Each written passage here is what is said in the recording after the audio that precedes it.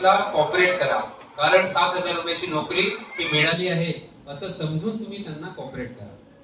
आणि विमा सखी जर इथून सुधारण खासता किंवा म्हणजे त्यांच्या तब्येतीप्रमाणे म्हणा किंवा एनी रिझन जर टर्मिनेट झाल्या तर पुन्हा तुमची स्टायपंड सुरू होणार नाही आणि तुमच्या फॅमिलीमध्ये सुद्धा दुसरी विमा सखी अपॉइंट केली जाणार नाही. त्याच्यामुळे ज्या विमा सखी आहेत त्यांनी आपलं स्टायपंड आणि आपली एजन्सी सुरळीत चालू ठेवा. ओके, हे झालं सगळं विमा सखीचं. आता मला हा खरा प्रश्न पडतो की आपण आता सगळे सांगितलं साहेबांनी की माझे सगळे एजंटांनी 25 पॉलिसी करायला पाहिजे. झाल्या का सगळ्या 25 पॉलिसी? मागच्या वर्षी तुमच्या टीमच्या 1700 पॉलिसी झाल्या होत्या है ना. 1700 डिवाइड बाय 100, 16 पॉलिसी ऍव्हरेज येतो. 16 पॉलिसी करून आपण आपलं भवितव्य किंवा आपलं जे रुटीन आहे ते चालू शकतो का? आणि मी जर ह्या अनुषंगाने हे असं म्हणेन की ह्या प्रोफेशन मध्ये तुम्ही आलात तर तुम्ही पैसा कमवण्यासाठी आला. हे जे वेगळ्या गोष्टी आहेत त्या बाय प्रॉडक्ट आहेत. Are you getting my point? तुम्हाला समजते ना की मी ह्या एजन्सी घेतली आहे तर 6 पॉलिसीसाठी करायसाठी घेतली का?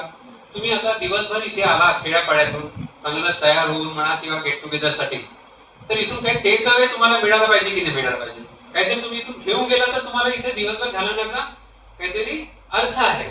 आणि आजकाल काय झालं की कुठेही आपण गेलो ना तर माझा स्वार्थ काय आहे, माझा स्वार्थ काय आहे ही ह्युमन बिईंगची ही टेंडन्सी झाली आहे आजकालच्या सिनेरिओ मध्ये. की मी कुठे गेलो तरी मी पाहतो मेरा काय आहे हित आहे.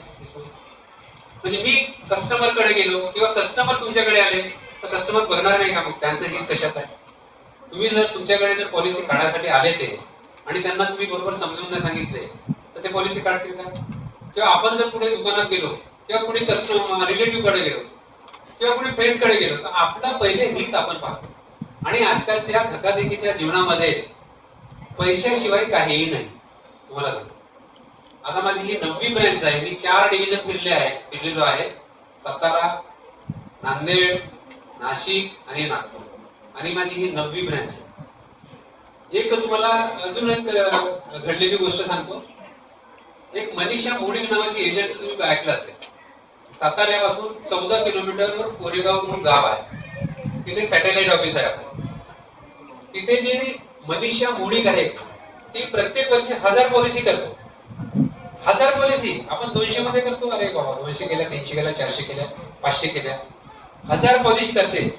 आणि त्या लेडीचं तुम्ही कॅलिबर बघाल तर तुम्ही म्हणाल की हे लेडी 1000 पॉलिसी करते कसं? मी तिथे एमएम सेल्स होतो साताऱ्याला, तेव्हा ती मॅडम यायची आणि तिला प्रपोजल फॉर्मवर जर एमबी डिपार्टमेंट मधून रिक्वायरमेंट निघाली तरी तिला रिक्वायरमेंट कंप्लीट करता येत नव्हती. आता तिचे डेव्हलपमेंट ऑफिसर आहे ते खूप मोठे एसबीआय आहे, त्याचे सीओटी टीओटी एजंट आहे, ते पुण्याला राहतात. तर त्या छोट्याशा लेडीकडे त्यांचं काहीही लक्ष नव्हतं. परंतु जेव्हापासून 1000 पॉलिसी त्यांनी केल्या तेव्हापासून त्यांचे इंटरव्ह्यू यायला लागले. तुम्ही युट्यूबवर शोधले मनीषा मोडी तर तिचा इंटरव्ह्यू तुम्हाला मिळेल. तिच्या ब्रांच मध्ये मी काम केलेलं आहे. आता तुम्ही म्हणाल की 1000 पॉलिसी कशा केल्या? एकदम साधं सोपं गणित आहे. एलआयसी मध्ये खूप काही इंटेलेक्च्युअल किंवा खूप काही लॅपटॉप घेऊनच गेलं पाहिजे असा भाग नाही. तुमची समाजामध्ये ऍक्सेप्टेबिलिटी किती आहे, तुम्ही ज्या क्लायंटला जे सांगता ते ऐकून घेण्याची त्याची क्षमता किती आहे, तुमची विश्वासार्हता किती आहे समाजामध्ये, त्याच्यावर खूप गोष्टी डिपेंड आहे. तर तिचं असं झालं की तिचा जो हजबंड होता तो हजबंड कोरेगावच्या बाजारामध्ये वडापावचा ठेला लावायचा. कशाचा? वडापाव. तिथे वडापाव खूप प्रसिद्ध आहे. वडापावचा ठेला लावून तो कुणबी समाजाचा आहे. तो कुणबी समाजाचा याचं सांगतो मी की त्यांनी जाती हे विवाह जोडण्याचा ते विवाह जोडण्याचा तो काम करतात असं इनडायरेक्टली, म्हणजे असं काही पोर्टफोलिओ वगैरे घेऊन नाही. तर त्याला मी विचारलं की हे एवढं तुम्ही पॉलिसी करता कशी? तर साहेब म्हणे आम्ही सकाळी नवरा बायको दोघेही सकाळी 7 वाजता जातो आणि संध्याकाळी 8 वाजता घरी पोहोचतो. आणि मध्ये भाकरी जर मिळाली 2 वाजता तर भाकरी खातो कुठेतरी झाडाच्या खाली वगैरे, अदरवाईज आम्ही फेडतो. आम्ही फेडतो कशासाठी? पॉलिसी काढा याच्यासाठी नाही. एलआयसी म्हणजे काय, विमा म्हणजे काय, तुमचा फायदा काय आहे, तुम्ही ही पॉलिसी काढा हे नंतरचा भाग झाला. आणि दुसऱ्या एजंट बद्दल काय आहे तुमचं मत, त्याचं फक्त वर्गीकरण करतो म्हणे आम्ही, फॉर्म भरतो आणि त्याच्यानंतर मग त्याचा फोन किंवा दुसऱ्या मानात किंवा पुढे त्याच्याकडे जातात.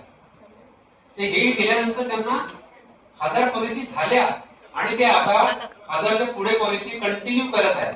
आता त्यांचं इंटरॅक्शनपणा कमी आहे, त्याच्यामुळे त्यांनी 4 MBA पोरं आपल्या ऑफिसमध्ये ठेवले. एवढा मोठा त्यांचा कोरेगावला ऑफिस आहे. जेवढं सॅटेलाइट ऑफिस नाही आहे तेवढं मोठं त्यांचं एजंटचं ऑफिस आहे. झोनल मॅनेजर जेव्हा पण साताराला व्हिजिट करतात तेव्हा त्या एजंटच्या ऑफिसमध्ये जातात. साहेबांना सांगितलं की कार प्रत्येकाची असायला पाहिजे, तर असं एक ऑफिस आपलं असायला पाहिजे. हे बघा, स्वप्न बघायला काही पैसे लागत नाही. लागतात का? मानवी जीवनच असं आहे की स्वप्न आपण विनामूल्य बघू शकतो. विमानानं नुसतं प्रवास करणं. आम्ही जेव्हा ते ऍडमिन मध्ये होतो तेव्हा आम्हाला सांगायचे की भरत पारेख जे आहे ते कॉफी घेण्यासाठी मुंबईला जातात. कॉफी घेण्यासाठी मुंबईला. आता मुंबईला जातात म्हणजे कसं, फ्लाईट जात असतील नागपूरवरून, है ना, नागपूर टू मुंबई. त्याला किती खर्च येत असत? 25,000 तर कमीत कमी येत असत.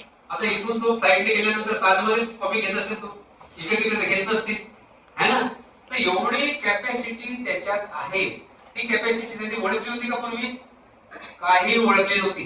तुम्ही इथपर्यंत आलात, प्रामाणिकपणे सांगा, तुम्ही इथपर्यंत आला, तुम्ही कधी विचार केला होता का की माझं एवढं मी कमी किंवा इथे येईल, पुढे कमी, मी LIC मध्ये येईल म्हणून मी कधी विचार केला नव्हता. पण जिथे आपण आलो तिथे आपण आत्मसात केले जे आपल्याला पाहिजे.